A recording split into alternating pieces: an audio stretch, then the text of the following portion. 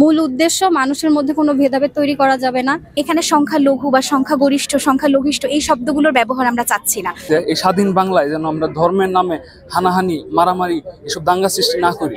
বাংলাদেশ কোনো নির্দিষ্ট ধর্মের না, বাংলাদেশ কোনো কারো বাসস্থানের ভিত্তিতে বিভক্ত করা জনগোষ্ঠীর না। বাংলাদেশ আমাদের সবার, সকল ধর্মেরই একটাই মূলনীতি, সেটা হচ্ছে শান্তি। আমার এরকম সাজের কারণ আমি মূলত ইসলাম ধর্মের, কিন্তু আমি আজকে সনাতন ধর্মের প্রতিনিধি হিসেবে এসেছি। আসলে উপরের রূপ দেখে বা পোশাক পরিচ্ছেদে বা ধর্মে ধর্মে ভেদাভেদ করে কখনোই মানুষের মধ্যে একটা সাম্প্রদায়িক দাঙ্গা সৃষ্টি করা উচিত নয়। এর মাধ্যমে যে এই বৈষম্য বিরোধী ছাত্র আন্দোলনের পরে যে আমাদের সমাজে যেই পরবর্তী যেই দৃশ্যপটটা আমরা দেখতে পারতেছি, যে ওইটাকে মূল করে বলা হইতেছে যে মানে সমাজে দাঙ্গা তৈরি হইতেছে বা ভেদাভেদ তৈরি হইতেছে, হামলা হচ্ছে। এটা আসলে কিছুই না। আমরা সকলে মানুষ। মূল উদ্দেশ্য মানুষের মধ্যে কোনো ভেদাভেদ তৈরি করা যাবে না। সকলে মিলেমিশে এই বাংলা, সোনার বাংলা গড়ে তুলতে হবে। এটার মধ্যে কোনো ভেদাভেদ থাকবে না। আমি ইসলাম ধর্মের প্রতিনিধিত্ব করছি। আমাদের আজকে র্যালির মূল বিষয় ছিল স্বৈরাচার পরবর্তী সম্প্রীতি বাংলাদেশ। যেহেতু সম্প্রীতি বাংলাদেশ কথাটা উঠে আসছে, সেক্ষেত্রে আমি বলবো যে দেশটা যেহেতু কারো একার না, আমরা আমাদের বৈষম্য বিরোধী আন্দোলনে একটা স্লোগান বারবার ব্যবহার করেছি যে দেশটা কারো একার না।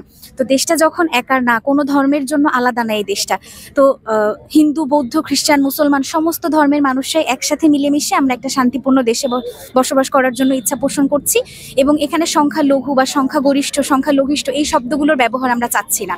কেউ সংখ্যাগরিষ্ঠ বা সংখ্যালঘিষ্ঠ নয়, সবাই একসাথে সহাবস্থানের মাধ্যমে আমাদের এই সুন্দর স্বাধীন দেশটা আজকে পরিচিতি পাচ্ছে। আমরা এই বার্তাটাই দিতে চাই যে আমরা এত ত্যাগ এবং আমাদের অনেক ভাইদের, শহীদদের রক্তের বিনিময়ে আমরা এই বিপ্লবটা অর্জন করেছি, কিন্তু এই বিপ্লবের মাধ্যমে যেন আমরা ধর্মে ধর্মে হানাহানি বা মারামারি সৃষ্টি করে সেই বিপ্লবটার মর্যাদাটা যেন নষ্ট না করি। সকলের জন্য একটাই বার্তা থাকবে যে সব ধর্মের মানুষরা এখনো যেন সম্পূর্ণ সহাবস্থান এবং মিলেমিশে শান্তিপূর্ণ দেশ তৈরি করে।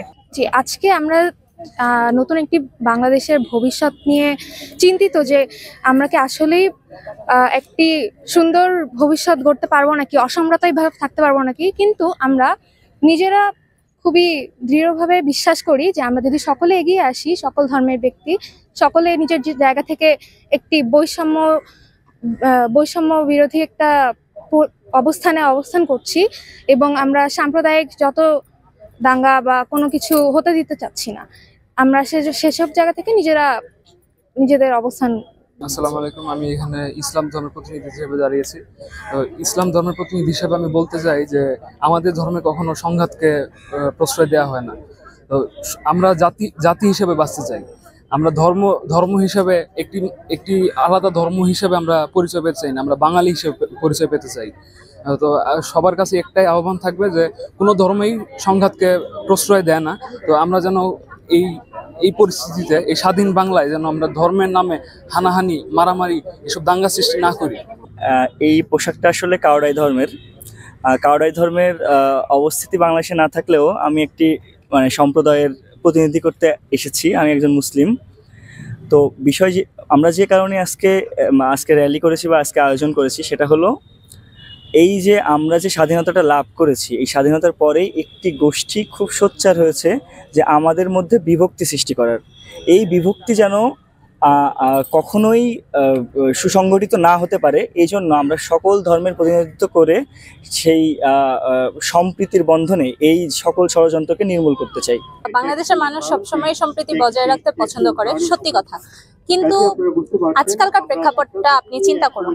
আমরা তরুণরা যেরকম আমাদের ফ্যাসিবাদী সরকারের বিরুদ্ধে এগিয়ে এসেছি এবং অবিশ্বাস করব না বা অমান্য করব না, আমাদের জনতা, ছাত্র জনতা সবাই আমাদের সাথে ছিল এবং আমাদের পাশে দাঁড়িয়ে আমাদের ঢাল হয়ে দাঁড়িয়েছিল। কিন্তু আপনি আবার চিন্তা করুন, আন্দোলনের শেষ পর্যায়ে ধর্মকে নিয়ে যেই রাজনীতিটা সৃষ্টি হয়েছে, সবসময় দেখা যাচ্ছে যে আমাদের সংখ্যালঘুদের উপরে একটা করে অত্যাচার বা নির্যাতনের ঘটনা আমরা প্রতিদিনই শুনতে পাচ্ছি।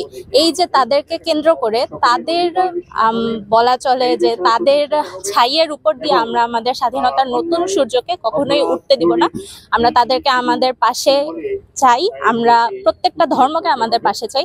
এবং আপনি খেয়াল করে দেখবেন যে আমি এখানে আমাদের পাহাড়ি ক্ষুদ্র নৃগোষ্ঠীদের প্রতীক হিসেবে দাঁড়িয়েছি। কেবলমাত্র ধর্ম বা কেবলমাত্র বাসস্থানকে কেন্দ্র করে কখনোই রাজনীতি করে একটা বিশেষ ক্লাসকে আপনি পিছিয়ে রাখতে পারবেন না। বাংলাদেশ কোনো নির্দিষ্ট ধর্মের না, বাংলাদেশ কোনো কারো বাসস্থানের ভিত্তিতে বিভক্ত করা জনগোষ্ঠীর না। বাংলাদেশ আমাদের সবার, আমাদেরকে আমাদের পরিচয় সবার প্রথমে মানুষ গণ্য করতে হবে এবং তারপরে আমাদের বাকি সব পরিচয়। আমরা সব তরুণরা আজকে এই বার্তাটাই দিতে চাচ্ছি সবাইকে। এবং এখন বৌদ্ধ ধর্মকে প্রতিনিধিত্ব করছি, তো আমাদের বার্তাটা জাস্ট এতটুকুই যে বর্তমানে বাংলাদেশে যে ধরনের সাম্প্রদায়িক দাঙ্গা হওয়ার যে একটা সম্ভাবনা দেখা যাচ্ছে বা বিভিন্ন জায়গায় হচ্ছে, এই জিনিসটাকে সম্পূর্ণরূপে নির্মূল করার জন্য আমরা আজকে সকল মানুষকে, বাংলাদেশের সকল মানুষকে আহ্বান জানাচ্ছি। কারণ সকল ধর্মেরই একটাই মূলনীতি, সেটা হচ্ছে শান্তি। সকল ধর্মই শান্তির কথাবার্তা বলে। ইভেন বর্তমানে আমরা দেখতে পাচ্ছি যে ইসলাম ধর্ম, হিন্দু ধর্ম, খ্রিস্টান ধর্ম এবং বৌদ্ধ ধর্ম, সবগুলো ধর্মের মধ্যে হচ্ছে সম্প্রীতি মেনটেন করার কথা বলা হয়েছে। অ্যান্ড সবগুলো ধর্মতেই অন্য ধর্মের প্রতি শ্রদ্ধাশীল থাকার কথা বলা হয়েছে।